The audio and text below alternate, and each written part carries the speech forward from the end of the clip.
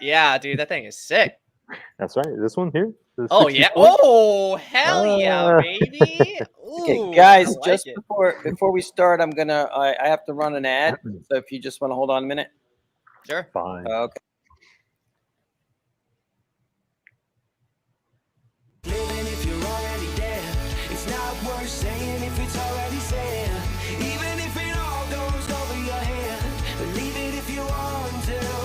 So keep your eyes on the road and your head in the stars. Follow it down the rabbit hole just a little while longer. You can change anything if you want to. Sing it like ooh, if you want to. Sing it like ooh, if you want to. Nice. I believe we are live now, huh? Yes, you are. You're live now. Keith is fighting a demon back there, bro. Well, Yes. as Keith continues to battle his boss, I want to welcome you to this section of the CDC with the approach to esports, make money, and the video game culture. My name is Dr. Ryan Terrell, Psych Sensei of Psych Sensei LLC. Friends, why don't you introduce yourselves?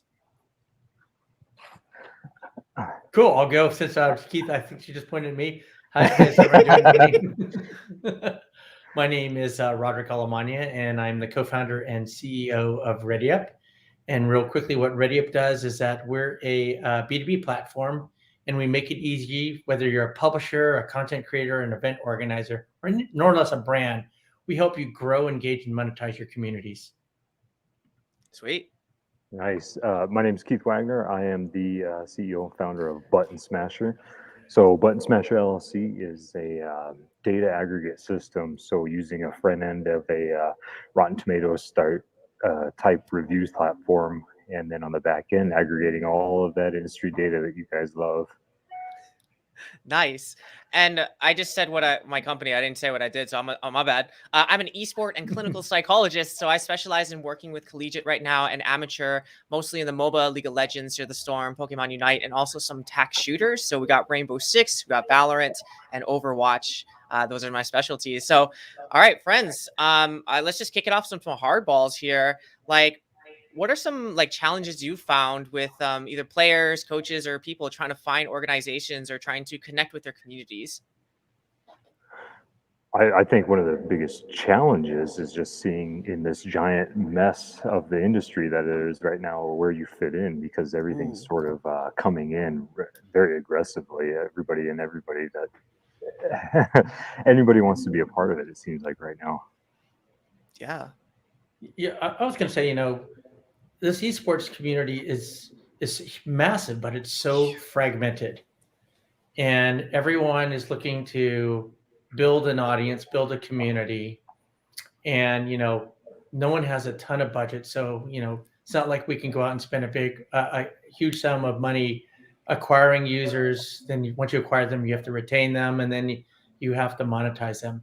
So I think one of the biggest challenges is clearly, how do you break through this vast community that's large? It's this big opportunity, but they're all over the place. They're living on Twitch, they're living on Discord, they're living on Reddit, they're living on their own socials, they're living on owned and operated websites. Yeah. And whether you're a creator or a publisher or an event organizer, you constantly have this huge challenge, which is, how do I acquire users? How do I retain them? And how do I monetize them? And I think, in line with what you're seeing with the casino esports conference in the betting scene, you have all these people that will sign up for a service, but they're not necessarily loyal.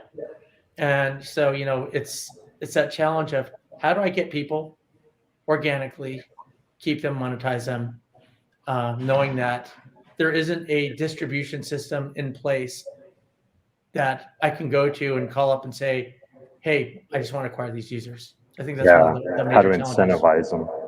Yeah, these users ain't loyal for sure. So we've mentioned a couple of challenges. One is identifying a specific platform to get in, even entry to get in, and finding what are some things that you found to be helpful to not only find that community, but get in there? What's the first steps? Yeah, I don't want to make this sound like a plug for my company, but that's exactly the problem. Go for it, baby. That's exactly the problem that we're trying to solve with all of our customers. By the way, our customers span from ESL. We've worked with Ubisoft on the Rainbow Six. Whoa, we're getting some serious feedback. Yeah. We've worked with events like NBC Olympics. They have events and they're trying to acquire audience. And when you think about it, the current, think about it from a perspective of if you're in a community and it's content that you already like. Let's say that you're a Rainbow Six fan, right? Mm-hmm. Anything Rainbow Six puts out, whether it be a stream, whether it be a new DLC drop, a new season, you're going to want to know about that. That's really cool to you, right? You're kind of predisposed. Same thing with a concert. If you're a YouTube fan, anytime they put something out, you want to know about it. So half the battle is, how do you make sure that the community knows about it? How do you make sure that they discover it? Well, if you buy advertising, as we all know, and we look at click-through rates, and I schlepped ads for a large part of my career, we're predisposed to ignoring that, and we tend not to click on it. However, if you present content as content and not marketing, and you present it in that context, and that's exactly what we're looking to do at Ready Up, present content as content, embed it into Twitch communities. If you're watching ESL's CSGO competition and you see upcoming CSGO events, you don't think of that as an ad. You think of that as, cool, I want to know about that. Hey, such and such teams playing, or such and such players playing in that. And so that's what we're trying to do, is solve that problem of embedding content into communities, relevant content, of course. You don't just want to put a random ad, but relevant content into communities like a Twitch, like a Discord, and letting the community figure out a way to discover it, then more importantly, engage it. Just click on it. If it's something you think it's cool, you don't view it as an ad, you view it as content.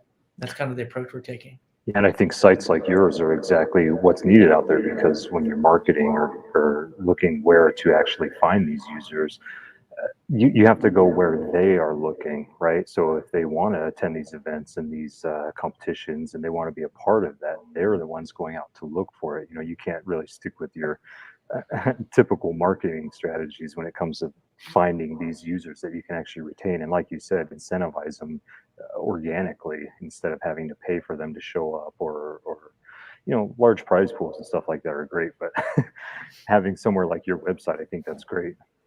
Yeah, and just to clarify, we're not a website. We're actually a B2B service. Right. No, it's okay. No, it's good. I just want to clarify. We're a B2B service. So what we do is we take a partner's events, and then we'd put them into our cloud, and then we would allow them to syndicate it to their Twitch channels, syndicate it to their Discord channels, so people can discover their content. And when you think about how we're set up as an ecosystem, take a competition. You have the tournament organizer like Evo. You have all these publishers in Evo that are fighting games, whether it be Capcom or Bandai or Brawlhalla for Ubisoft. And then you have all these players that are also streamers that have built communities. And what we're looking to do is help the ecosystem really kind of leverage the power of these connected networks that are all kind of aligned around this IP of in the Evo's case, it's fighting games.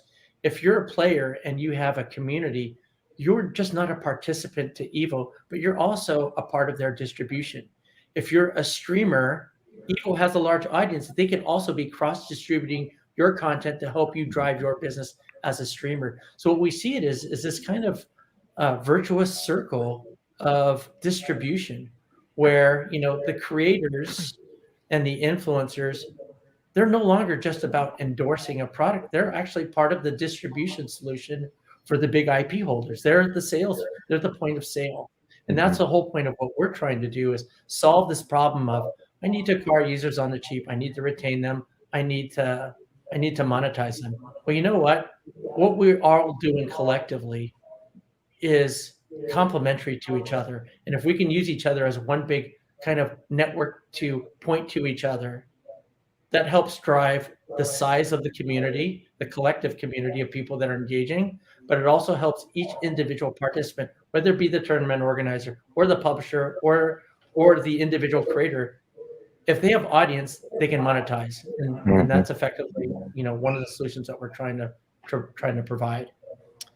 Got you. So as I listen to you guys Love speak, it. something that I'm thinking about is you didn't say this word, but embedded in it's not an ad, it's content. So I'm providing more content on top of content. The word that came to my mind is being authentic in that. Yep. Not trying to sell somebody something, but hey, I'm going to present you with this cool thing. And if you're interested in it, then it's related to what you're watching. And you can go over and watch Rainbow Six from League of Legends, for example. Mhm. So I guess the million-dollar question then is how do you present information to connect with the gaming community as authentic and as content? Because something in my experience is that gamers can smell bullshit from a mile away. So how are you able to provide them with content, be authentic while we're trying to sell them something, of course, but Yeah. not get it past the I'm trying to sell you something guards. You know what I mean? Yeah. Yeah. Think of it this way. Think of it this way. When we built a Twitch extension for Ready Up, so once we get your events in, it's literally embedding an event listing in a Twitch about section of a Twitch stream. It's literally embedded as like an event listing. Here's the event. If you want to add it to your calendar, you can add it to your calendar. If you Right. want to learn more about it, you can click on it. And so Yeah. it's not presenting it like, oh, click here. It's literally, hey, you know what? If you go to a fan site and they have a list of all the cool things going on, you don't view that as an ad. You view that as, hey, that's cool stuff that I want to know about. What's been interesting is when we look at the click rates on the extensions that we've created. We've also created a Discord bot so communities can discover events within Discord. We're literally seeing average click rates of around 8%. And when you compare it to advertising, which is less than 1%, it's because you're presenting relevant content and presenting it as content. And so it's really kind of the approach of, it's not necessarily about marketing the event. It's just about putting it in front of the right audience who already thinks that's cool. Mm. Like they already want to know about it. And There is organic audience already existing. Yeah. And that's why we actually, I believe we were talking earlier about even putting that API with ours so that it spreads organically to the right crowds, the right people are seeing it, not just plastering it across the globe. Yep, and then you put relevant calls to action around the event. In line with the casino esports conference, if it's a professional competition, maybe one of the calls to action, in addition to watch it, might be bet on it. If you're predisposed to wanting to wager on these competitions, you don't view that as, oh, you're trying to market to me. It's no, you just gave me an opportunity to do something that I want to do. And you did it in an organic way, as opposed to trying to interrupt something that I was doing, get my attention, and then get me to take an action. And, that's one of my. Go ahead, Keith. Go for it, Keith. No, just to add to that, it's the same thing, obviously, with the casino industry and the betting industry. You go outside of that natural path of action, you're going to lose your users. If you do something more passive, like say have it at the bar where I'm sitting anyways, and maybe my drinks are getting comped, then obviously I'm going to play something right there, easier than wandering the floor and just happening across something like that. So I think it just lends to the organic side of things, following that natural path where they already are, where they're already going, and putting it in front of them where, it's not a sale. It's, oh, hey, this is exactly what I've been looking for. Yeah, I was going to say, when you think about it, the casino, in the esports space, instead of putting up an ad saying, hey, which is the same ad that everyone's saying, we're going to give you X if you join our service. Right. Start providing value like content, like, hey, here's news on the industry. So-and-so has the flu, so they're not going to be feeling so great for this upcoming competition. Yeah, it's your fantasy league. I was like, that sounds like some fantasy stuff right there. Yeah. So I kind of leads into where you guys are going with the gaming community, going into betting in the esports space with the casinos and such. I'm wondering, is there specific communities that you found to be more apt to bet on things, or genres or games that's an easy step to understand the game and so you can bet on it? Because I'm thinking that some barriers to this would be some people may not understand the game or the community, and then they're less apt to bet on it. So is there the educational content of, oh, this is League of Legends and the point of League of Legends and these kinds of things kind of Oh yeah. educate to bring in more community members that may not be into games, but they are into betting. Well, I think I there's, think yeah, Go you ahead. definitely have to be aware of that, because yeah, your average bettor doesn't have the education on these type of games. You know, they're looking for spreads and Mhm. over unders and all these different things that might not exist in something like a fighting game, Yeah. where it's almost a win or loss, or you know, Mm. I mean, you can add in different metrics to that, but but I don't think really you're going to get those or those crowds to cross. Really, Mm. they're kind of separate beasts, I think, in my opinion, anyways. Because the gamers, like I said, aren't really going to scour the floor looking for that skill-based machine. Whereas maybe if it's in front of them, sitting at a bar again, you know, getting Mm. comped. But then that average sports bettor, your baseball bettor, your horse bettor, whatever the case is, they're almost probably going to be intimidated by something like League of Legends unless they have that educational base. Or there's some platforms obviously out there that really simplify and you know, categorize things for you. Mm. Yeah, I was gonna say, I've really kind of taken the mindset nowadays of just keeping things really simple. Ooh. The game like League of Legends or Dota, if you've never watched it, like, when I went to my first international, and I'm not a Dota player, Mhm. I was kind of like, what the F's going on? People are cheering. There's a lot of things happening on the screen, and people are cheering, but And I the don't know what's narrator, going. and you're like, Yeah. But if you break it down and keep it simple, there's a winner and there's a loser, and Ooh. you keep it to that. You break it down to that simple. There's a digital outcome. There's a 1 or a 0. And there's Mm. a company called I think it's called Versus Gaming or Mhm. Versus. I can't remember the. Hold on, I'm going to look them up. It is Versus Game, and what they're doing is gamifying events, not even just esports, but um, something's going to happen and there's going to be a digital outcome, A or B, and it's a kind of has to be skill based. So it could be a bet that Keith and Roderick are on a panel. Are they gonna use the word esports more than 6 times? It's a yes or no, and someone using Versus Games could bet on that. yeah, Hey, I'm going to bet that they're going to use it more That's than so 6 times. crazy. right. Who's But going to throw the literally, first punch in a game? Yeah, or yeah. whatever. Will they shake hands? Yes or no? yeah, but you know what? You don't have to understand what we're talking about. Mm. If that's your mindset, hey, there's an action that I can understand, and that's why I think with esports betting, we got to keep it simple. It's like there's a winner and there's a loser, or there's things that you're going to understand, things that you don't have to understand the game to understand that there's going to be some sort of outcome that I can bet on. Yeah, That's that really is cool. confluent. That goes across all the genres. Yeah, there's always a winner or a loser. They can Mhm. understand that. Yeah. And then I'm just thinking, like, last time I went to Vegas, there was the who just came back. It was a Dominic Cruz fight for UFC.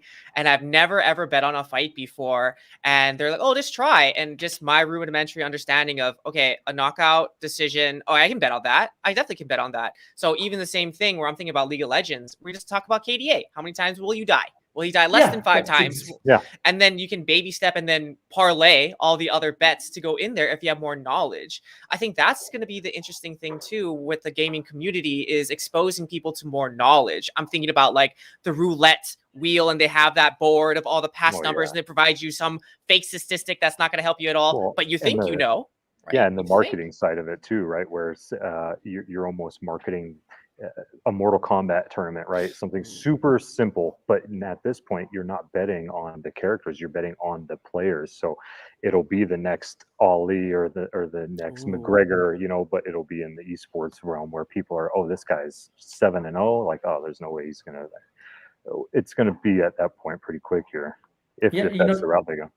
Yeah, I was gonna say it's also an opportunity where you can take really cool features in the game where you may not even understand the game, but it's like, hey, this is a really cool weapon. Right? It's like, I don't know like the nuances of the weapon, but is he gonna kill someone using this weapon? Yes or no? Right. You don't have to know the game. And Will that's he a knife challenge. somebody? Yeah. Well, he snipes someone, yeah. Mhm. Yeah, and that's the challenge also with esports. Unlike football, baseball, basketball, you insert it. Everyone has a context to the sport where they kind of understand these are the simple rules of the game. Get the ball across the goal line, kick it through. With esports, again, we just need to simplify it. Doesn't matter what the game is. There's a win or lose component that anyone can understand. Mhm. And I think we need to break it down that simply to grow the For an introduction, industry. yeah. Yeah, exactly. Crawl before you walk, before you run. Yeah, Yep. absolutely. And I think the cool backwards angle of this is we're talking about to be an efficient better of games, you need to understand the game, you need to have a certain level of knowledge. And if you really want to get into it, I think it's awesome where they would also have to learn all of these things and spread word to, it works both ways, cross-pollination, where if you really want to get into betting, you have to learn the game. But if you learn the game, you're going to get into the community. If you're in the community, then you're going to grow the community because you want to bet more. Like, it's a circular thing that fuels all of us, of course. So I really like that perspective of this is all about knowledge acquisition and how we can learn so we can make better bets, as a psychologist, at least. Yeah. I was going to say, it's like how fantasy sports made people interested in watching two teams that they had zero interest in. It's suddenly like, I want to watch this game because that's my receiver. And damn it, he better do well. Yeah, I don't care hate about John the Brady, team. but I drafted him. Yeah, exactly.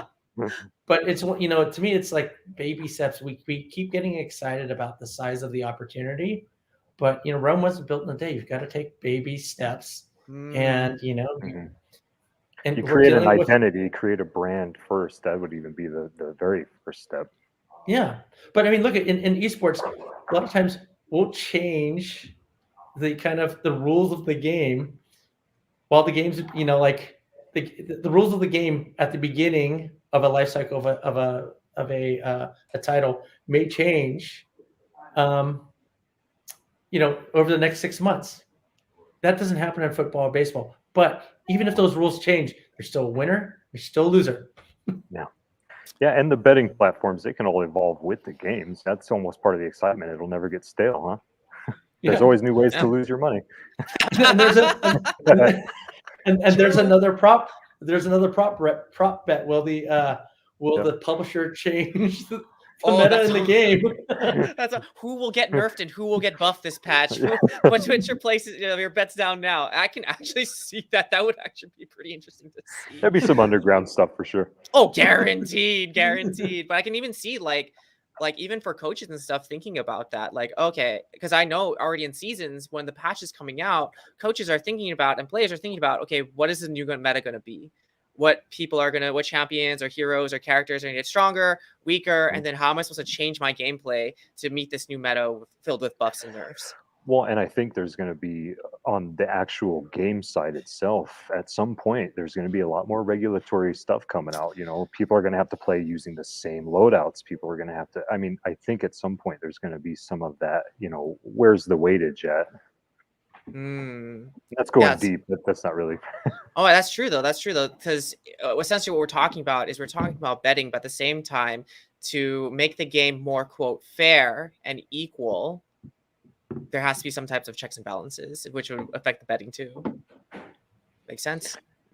I really like this KISS model of keep it simple, stupid.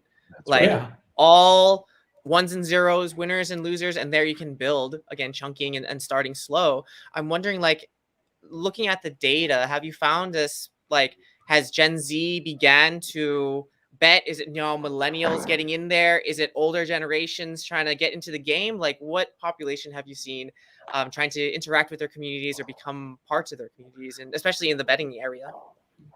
Well, in the betting area, I don't think this newer generation is really too keen, unless they're betting on themselves. They definitely think highly of themselves, that's for sure. But but yeah, I could see them getting into it if you broke it down, if you kept it simple, and yeah, they have teams they love, they have other players and things like that. So I don't see why not, but I don't see them being your first go-to target for that. Maybe. Yeah, as you're speaking, something I was thinking about, I'm an older millennial, so we had hotels and we had taxis, and then they took that and they said, okay, you know what? We're gonna make a new hotel. It's now called Airbnb. We're gonna make a taxi. Now it's Uber, and we had the stock market, and now it's crypto. And so I'm only wondering what they're gonna take from these games and make it their own. You know what I mean? Especially in the betting area. Like we made fantasy. Maybe they're gonna make something else close to fantasy that's gonna kind of be different but similar. So that's what as you're speaking, it's like, oh wow, yeah, they did it, but just rebranded it a little bit and made it their own. You know? I don't know, Roderick. What do you think, man? Video games are all about new skins.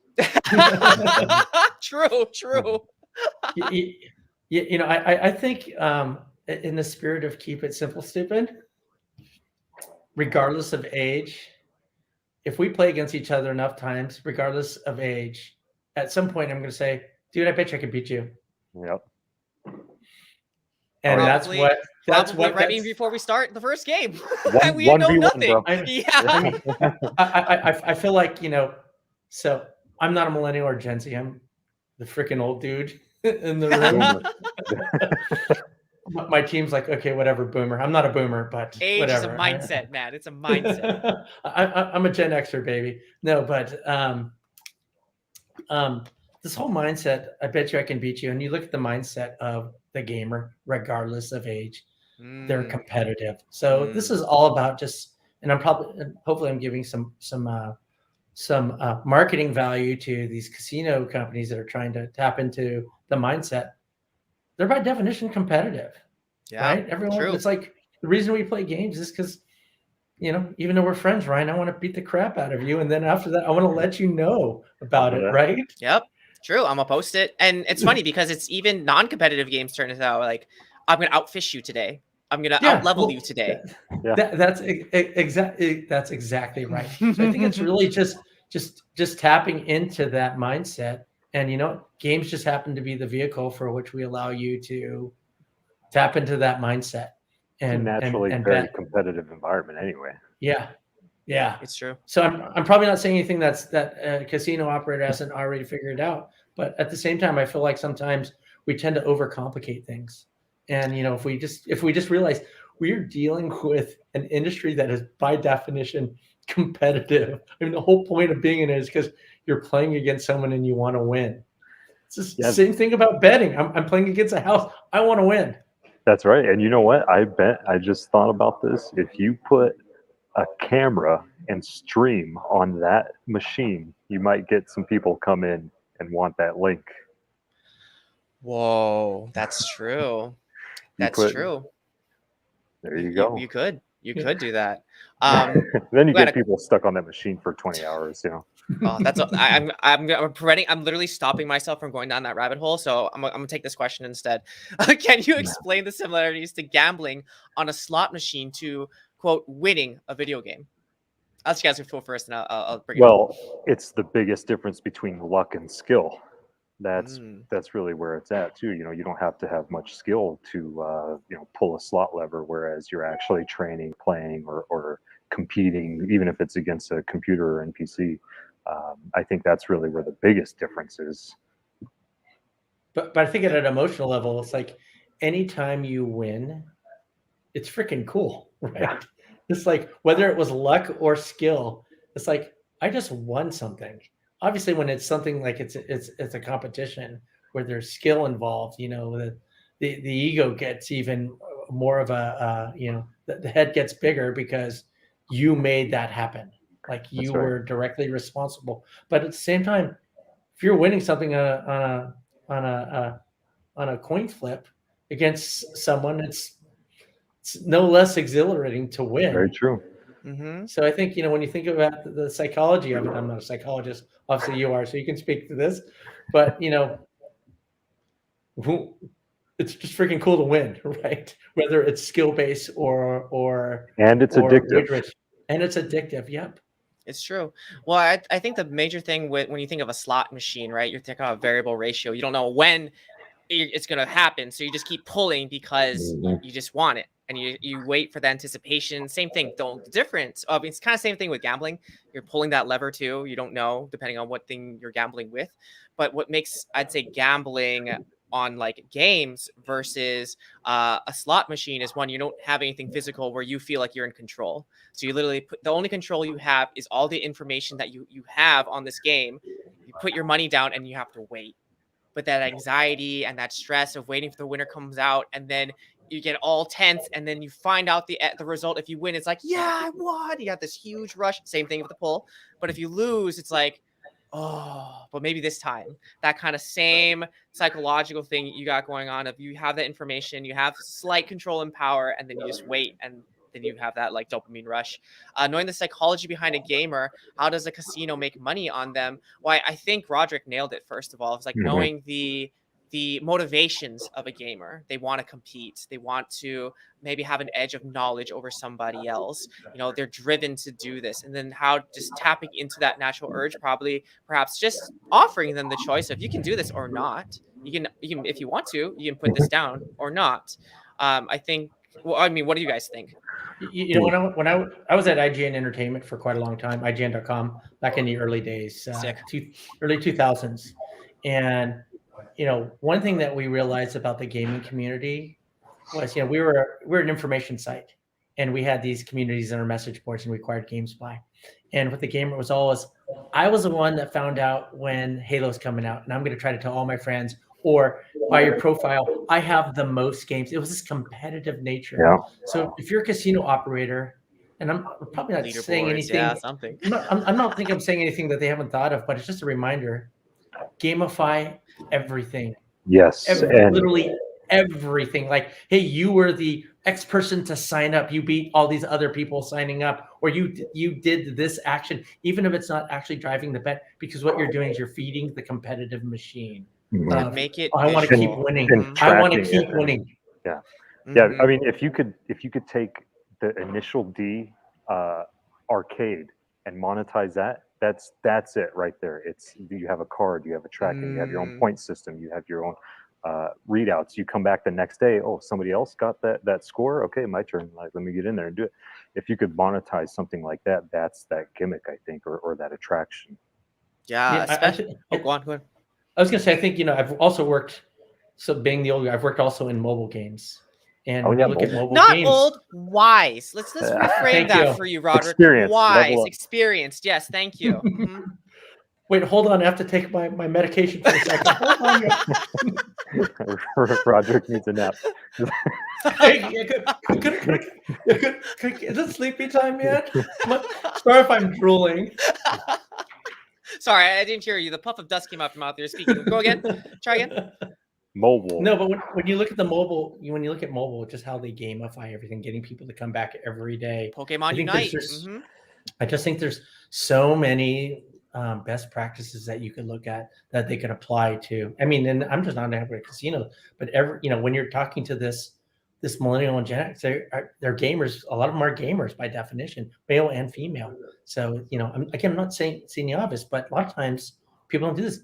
Gamify freaking everything, because everything is a competition in many ways. So, and it gets rid of the friction. So our system, the Button Smasher platform, is that it's a review system. It's an aggregate data system. So with that, the way that we've gotten rid of that friction or that extreme variance in the bias of, oh, I super love this game, or I absolutely hated it just because it wasn't on my console, or whatever the case.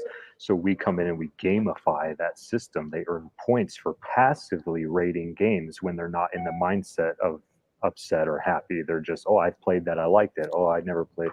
So by gamifying it, we release all of that tension and that friction where they're actually doing something to earn points, to earn real world rewards. And that's the other thing too. Real world rewards definitely are a good incentive. Yeah. I think both tangible and non-tangible rewards. Ooh, yeah. And when you think of, again, Ryan, I'm not a psychologist, but hopefully you'll agree with this. When you think about the knock about parents and the boomers, it's like they're coddling kids all the time. Oh, you get a participation badge. But you know what? Feed that machine. They're used to being validated every time they do something. If you want to get them to keep on going, keep validating them. Hey, you did a really good job of pressing the enter button. I'm not, I'm being sarcastic, obviously. Small victories. Yeah, but it is all about small victories, because it feeds that. Hey, I won. I want to win more. Winning, as you said, Keith, is contagious. Absolutely. To go on your, just to go off what you're saying, I think that gamification is happening all the time. I mean, we've done it in the schools. I've seen articles where they do it at work. I mean, if you have an Apple Watch, those rings, that's gamification, my friends. And people want those badges. I've closed all 3 weeks rings for 3 weeks, a month, what have you. Oh, I have to do this today because I have to get this reward. And what is this reward? Nothing. It's just a face on your watch that you can just Yeah. scroll through. It's But a people skin. want that. Apple Watch, baby. Yep. Yeah. Got to close my rings today. Dude, honestly, we went there because my wife's broke, and she said, my wife's so funny. She goes to the salesman, like, why do you want this new watch? Why'd you come in? She's like, oh, I can't close my rings anymore. And the salesperson, without a beat, goes, you'd be surprised of how many people say that. Like, we were joking, but okay, got you. All right, let's go into this next question. Do gamers want comps? I'm guessing competitions. What about the environment? Does that have to change? For instance, the furniture, the immersion. So I think they're talking about comps as in like casino comps. Like so you Yep. play X amount, you get a free buffet Sorry, I'm or dumb. something. Makes sense. Makes sense. I'm too Yeah. poor to know these things. I don't get anything comp. They take my comps. I give you your comps. You're welcome. So with that, yeah, I think definitely. As far as the environment and stuff, you know, that's definitely going to be a balance because you go to, you know, Sunset Station casino, you're not exactly going to find the same crowd you find at Planet Hollywood, right? True. There's definitely an environmental aspect to it, but that can be built in. That can be you know, assimilated later on. It's just with the comps and things. I would definitely, if I'm going to go to a casino for any reason to play instead of at home or whatever the case, then yeah, I would definitely want some incentive for the effort I'm putting in, for the money I might be gambling and not getting back. And I didn't remember the last part of that question at the end. Does it have to change, for instance, the furniture, the immersion? You can be as immersive as you want. I think, you know, you can have a strict nerd bar environment as opposed to maybe just a section or somewhere where, you know, a bowling alley has their day-to-day operations, and then at 9 o'clock they switch the lights off and it's a totally different environment for a different demographic. But it depends on really, I guess, how immersed you want to be in it and how dedicated you're being to that compared to just, you know, okay, I want just to add it to our continued operations, not necessarily have that be our new attraction or our new biggest draw. Yeah. I guess my question back to this question is, who wouldn't want comps? But Roderick, what do you think, man? Yeah. Well, you know, looking back at the mobile space, think about the comps that you get from the mobile space. You get comped if you come back to a game. Log in every day. Yeah. If you choose to, and by the way, with those comps, you can buy things within the game that you know. Think of it almost like a virtual currency mechanic in a way. It's like these comps allow you to do things or get things in your passion of games. Gives you that bounce back too. Yeah, I was just thinking, like, what if you got like an NFT for citing it every day, or playing X number of games, an NFT or some type of cryptocurrency, right? That casino only deals with. I'm just thinking out loud here, but anyway, sorry for interrupting you. No, I think that's a great. You know, take for example NFT. When you look at what it fundamentally is, it's a really cool digital trading card that you can say, "Hey, everyone, I have this, you don't." Which again, but feeds into the gamer mentality of, "Hey, Keith, I have this, you don't." Oh yeah, yeah, it's exactly right. And I think that's, you know, they need to think of the comps not as, "Hey, I got a free meal," which is also cool, but it's like, "Hey, I got something that a lot of people don't have," and I think that's how they should think about their comp system. It's more about the exclusivity as opposed to the I got a free meal, which is cool too, because I'll take a free meal. Dude, I'll take a free meal. Show me the buffet. Yeah, absolutely. But love the Jimmy Buffett. Amazing. Like they could do both. I mean, I don't see why you can't mix and match these things. You know, collect these 3 cards. Oh my God, there you go. Collect 3 of these things that randomly generate, get a free meal. People would be running around the casino trying to generate these free things. Oh yeah, and it could be just like that. Logging in, instead you check in. Hey, I'm here at the casino. I checked in on Facebook. With my 3 friends or something. Yeah, it went to the API or whatever to whatever system you're using, and it gives you those points. So what I'm hearing, friends, Keith, Roderick, and I are now consultants. If you all want to hire us, we got some ideas to bring in the next gen. We're starting our own company. It's in the works, but if you need us, we're here. I'm glad you came to this panel. Okay, so I see that we have 5 minutes left on this panel. I'll see if we have any questions coming in, but I'm wondering, like, is there any big takeaways for you or anything that like you want to say to casinos to remember that might be very helpful for them, and or plug your own stuff? Keith, I've plugged pretty well. Yeah, I Go for it, think brother. I think definitely right now, data is king, and that's what Button Smasher offers is the data. So we know who's playing what, when they're playing, what they like playing, what they don't like playing, and we have that all packaged up very nicely. Where, it's just the metrics. It's finding out who's playing, what they're playing, why they like playing that, and getting that to assimilate into the casino environment. So my biggest takeaway is, like you said, a lot of this might not be news, but you just really have to think about it from a gamer's perspective, or yeah, outside of the box, outside of your norm. Don't try to adapt to gaming to sort of your bingo audience. Try to bring it in with that audience in tow and figure out how to get them into your environment. That would be my best advice, really. Like I said, put machines that are skill based for gamers at a bar area. Let them sit there and play while they're not really thinking about it, not necessarily going to hunt it. Yeah, I saw like beer pong in a casino once. I was like, oh, they're playing with the balls, and but we love it. That was our game. We got a question here. Should a casino hire an esports in-house person? What does that person need to do for the casino? What should that skill set look like? Ta-da! Right off the bat, I'll just say yes. I'll let you answer, but I'll definitely say yes, because that's where that authenticity comes from. I'd say absolutely. I think absolutely, because it's always nice to have a resident person that's an expert in the field that can provide you with instant feedback or suggestions or ideas. That's constantly doing market research on their target population.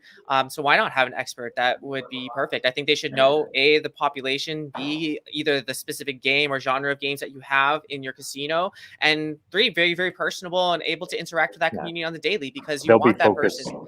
Yeah, they'll be focused on your metrics, not yours plus the other 5 companies that they're working with. If it's a consultant compared to somebody that's in house. Absolutely, and having this person that connect and talk with them. Sorry, Roger, go, Ben. Yeah, I was going to say is there's a pretty good chance that some of these casinos, given how large their organizations are, they probably already have hired someone. They just haven't tapped into their knowledge. Like if you've hired someone who's younger, they probably might already have that skill set. So it's a matter of tapping them. And again, baby steps. I think it's going to be a leap of faith to get them to hire someone and say, we're going to dedicate a head for esports. They probably already have some of that domain expertise. So it's how do you tap that? How do you shape your strategy and then move that person either full-time or hire a head, a resource to focus on that. But my guess is that there's probably someone that they're already working with that has esports expertise that they just haven't tapped into. Mm. And to kind of go on what you're saying, to link what Keith is saying, and you're saying, Roderick, you need to step outside of the box of traditional sports or what to a casino to be, and step into the gamer box, understand that box, and play along, and then really leverage through authenticity, connectivity, and just having that conversation and really learning about the gamer for sure, 100%. Yeah, I think we've run out of time. I think Ari is going to yell at us now to get off the stage. And so I wanted to just thank you guys for coming in and coming into the talk here. And we hope that next year you can come in live. So he looks so lonely in there by himself. Yeah. So thank you. It's a very dark day for him. Yeah, I could have put this in my house. Yeah, thank you, Dr. Ryan. Thank you, Keith. Thank you, Roderick. And we hope to see you soon, live and in person next year. Great. For sure. Thank you. Thanks so much, everyone. Good seeing all you guys. Take it easy. See you, Roderick. Bye, Ryan. Bye.